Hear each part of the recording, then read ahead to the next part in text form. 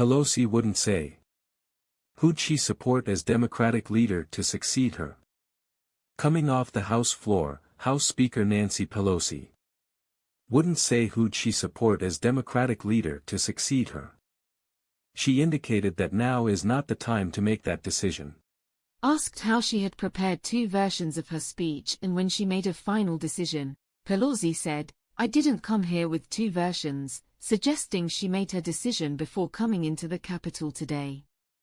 Also of note, as Pelosi entered her office you could hear over 1 minute of loud cheering and clapping, presumably from her staff and others who were there. Please subscribe my channel for more latest news. And also like and share our videos to help us. Thanks for watching. watching.